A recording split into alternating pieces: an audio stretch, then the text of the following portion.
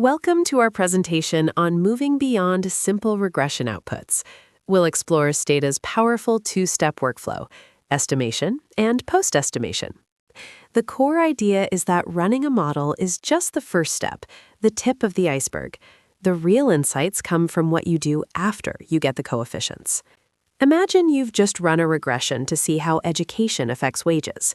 The coefficient is positive, but is it statistically significant? Does the effect change for different groups? Are your model's assumptions valid? These are all post-estimation questions. So let's begin by visualizing this concept to understand its importance. The journey from raw data to a final decision can be structured into 4 key stages. The first is input, which involves cleaning your data and setting it up correctly, using commands like EViews and svset. The second stage is the model, where you run your primary estimation command, such as regress or tfx. The crucial third stage is the bridge, which is Stata's Postestimation Selector. This intelligent filter dynamically links your model to the potential insights, ensuring only statistically valid paths are taken by filtering tools based on the model in active memory. Finally, you reach insight, where you use specific post-estimation commands like estat, margins, or predict to perform analyses and derive your conclusions. This entire workflow ensures a robust and statistically sound progression from raw data to meaningful decisions. Post-estimation commands can be grouped into 3 main categories. The first is specification and diagnostics, which helps you check if your model is well specified. This includes checking for multicollinearity with the VF, or variance inflation factor, and using information criteria like AIC and BIC. The second category is inference and tests. This is where you perform hypothesis testing, such as Wald tests or likelihood ratio tests, to check the significance of your coefficients or groups of variables. The third category, predictions and effects, is about interpreting your results. Here, you calculate marginal effects, create interaction plots, and generate forecasts or counterfactuals to understand the real-world magnitude and implications of your findings. As a Stata News quote aptly puts it, while the number of things you might do numbers in the thousands, they fall under 70 or so commands or facilities. This structured approach helps us manage the vast array of tools available. But with so many options, how can we possibly manage them all? This leads to a fundamental choice in our workflow. When it comes to performing post-estimation analysis, we face a fundamental choice: navigation versus memorization. The traditional, or standard approach, is akin to having to constantly consult a vast library of manuals.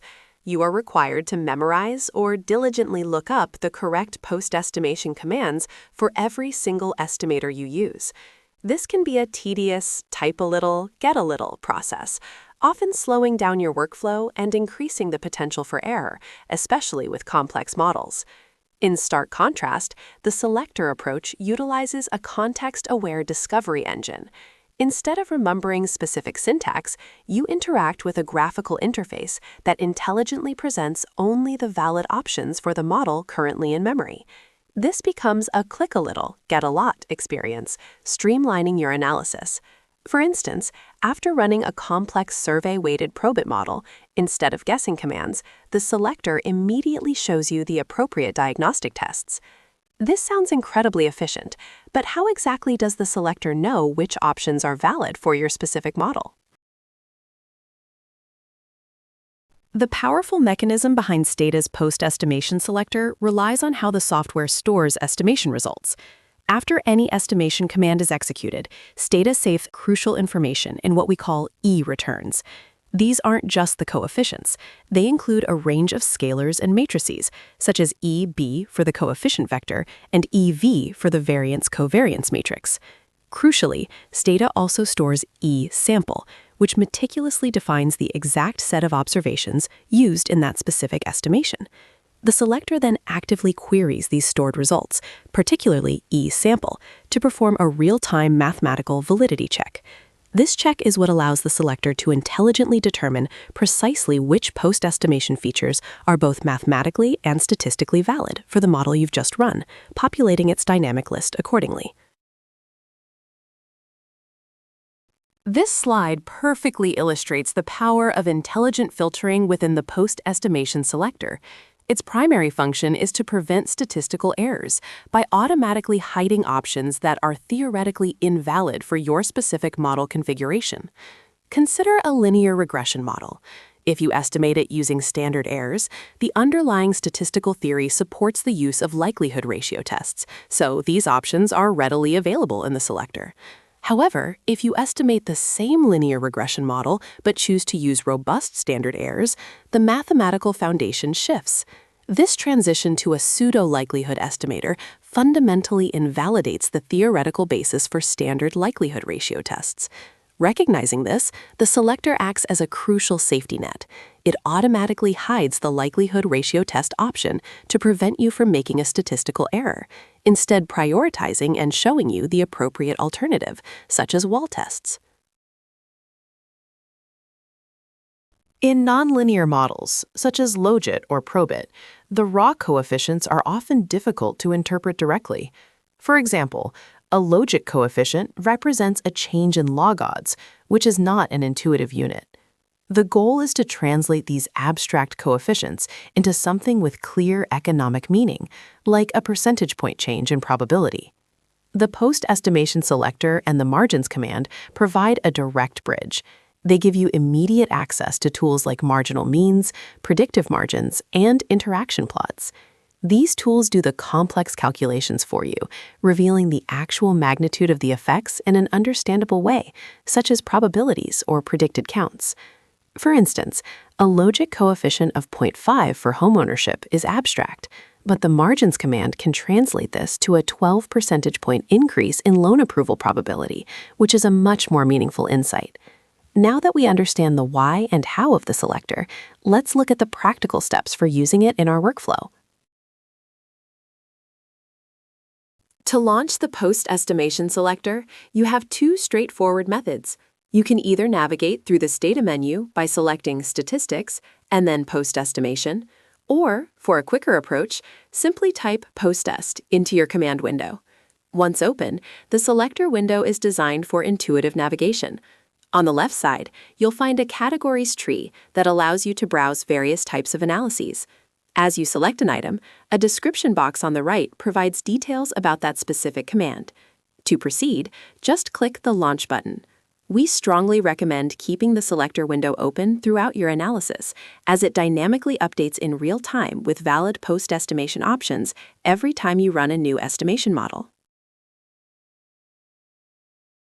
Before we can dive into model estimation and post-estimation analysis, it's essential to properly prepare our data environment in Stata. As the first step, we load our example dataset using the web use command, specifically the enhance2 dataset.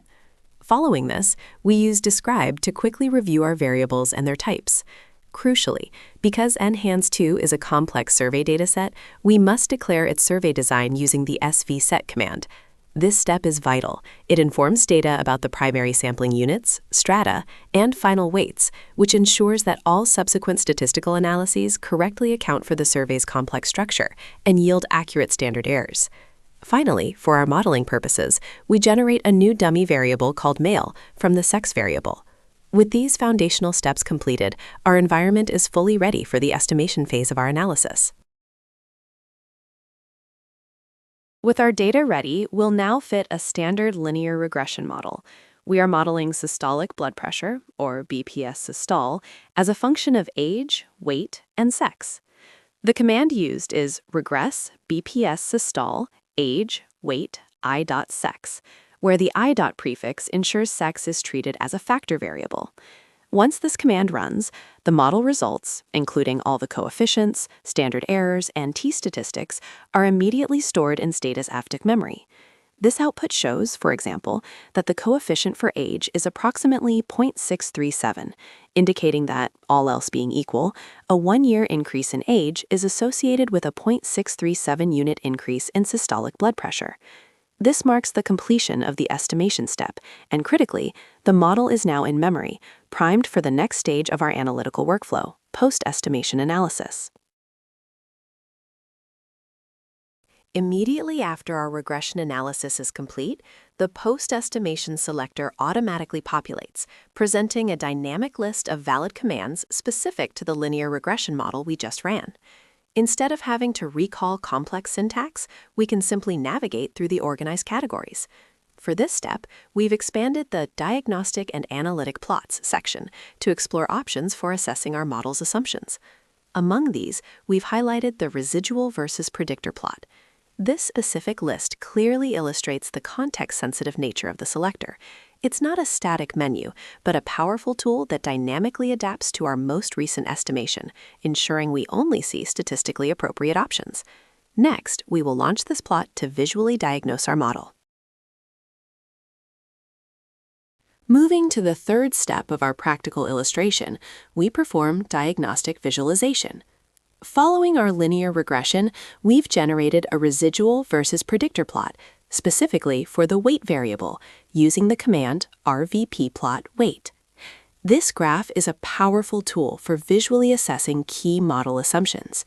We use it to inspect for issues such as heteroscedasticity, where we'd ideally see a random scatter of points around the zero line, indicating constant variance. The current plot, however, suggests a potential issue, as the spread of residuals appears to change with the predictor weight. A critical advantage here is that the Postestimation Selector remains active and open. This allows us to immediately proceed from this visual inspection to running a formal statistical test, such as the Bruch-Pakin test for heteroscedasticity, directly from the selector without needing to recall or search for the specific command syntax. Now, let's switch from a linear regression to a logistic regression model. Our dependent variable is high BP, which is a binary indicator for high blood pressure. We run the command logit high BP age weight i.sex. As soon as this command finishes, the Postestimation Selector instantly updates its list of available commands. Notice what has changed. The residual versus predictor plot, which is not a valid diagnostic for a logit model, has been automatically removed.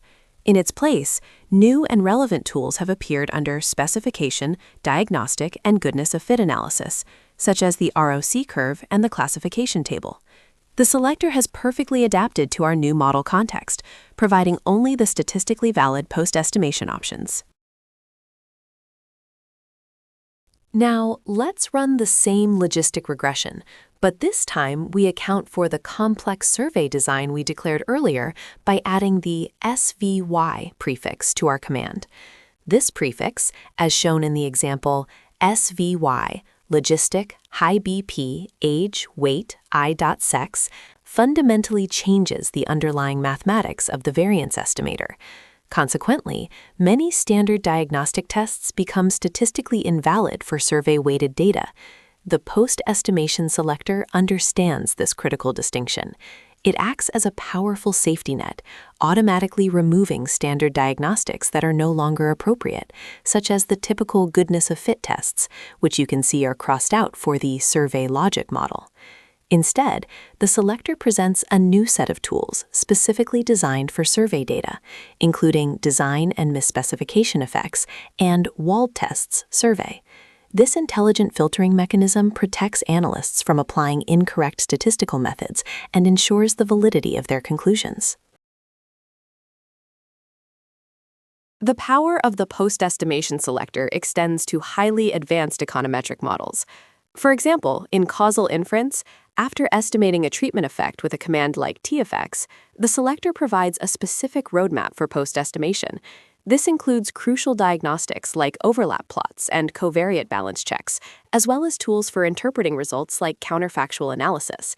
Similarly, in the realm of time series and DSGE models, the selector adapts to the unique needs of these estimators. After running a DSGE or S-space model, it provides access to essential tools like stability checks, IRF, and dynamic forecasts. In each case, it maps the specific post-estimation workflow for that advanced estimator, ensuring you can navigate complex analysis with confidence and accuracy. First, accuracy. The selector acts as a guardrail, filtering for only statistically valid tests and procedures, which helps prevent common analytical errors. Second, efficiency. By providing a navigable interface, it significantly reduces the need to memorize or look up complex command syntax, saving you valuable time. Third, discovery. The selector often reveals useful features and tests that you might not have known existed, encouraging a more thorough and robust analysis. Finally, workflow. It creates a seamless bridge between the initial estimation and the final insight, encouraging a more thoughtful and complete analytical process beyond just looking